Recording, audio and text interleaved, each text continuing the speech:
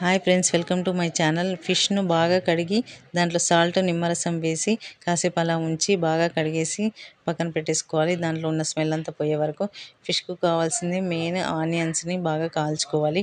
కేజీకి 3-4 ఆనియన్స్ బాగా కాల్చేసుకొని అవి అలా పొట్టు తీసేసి ముక్కలుగా కట్ చేసేసుకొని మిక్సీ చేసుకొని రెడీగా పెట్టుకోవాలి.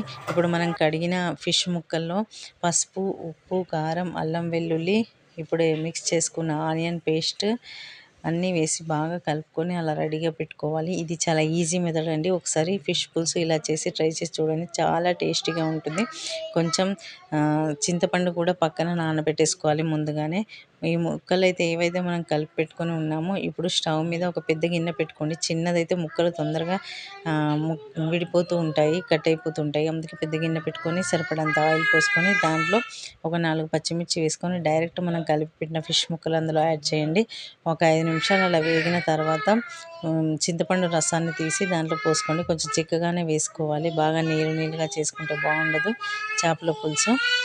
సైడ్ నుంచి అలా కొంచెం నెమ్మదిగా కలుపుతుండాలి, లేకపోతే ముక్కలు విడిపోతాయి. చేపల పులుసులోని ముక్కలు తొందరగా ఉడికిపోతాయి. ఈ పులుసుని ఎక్కువసేపు మరగబెట్టడానికి ఉండదు కాబట్టి కొంచెం పులుసు చిక్కగా పోసుకోండి.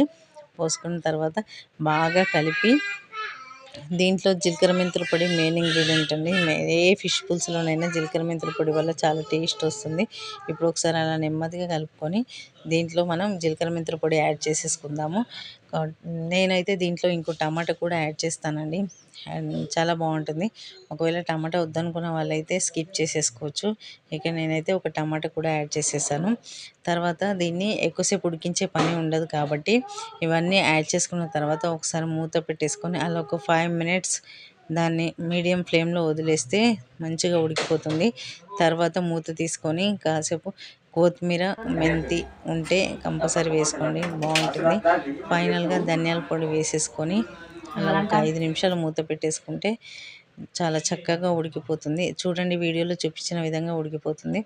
ఇలా ఉడికిన తర్వాత మనం ఒకసారి సైడ్ నుంచి అలా నెమ్మదిగా కలిపేసుకొని ముక్కను ఒకసారి చెక్ చేసేసుకొని ఉప్పు కారం సరిపోయిందో చూసుకొని ఒక 2 నిమిషాలు అలాగా ఉంచేసి ఇంకా స్టవ్ కట్టేస్తే చాలా టేస్టీ ఫిష్ పులుసు రెడీ అయిపోతుంది. మీరు కూడా ఒకసారి ట్రై చేసి కామెంట్ చేయండి. Thank you.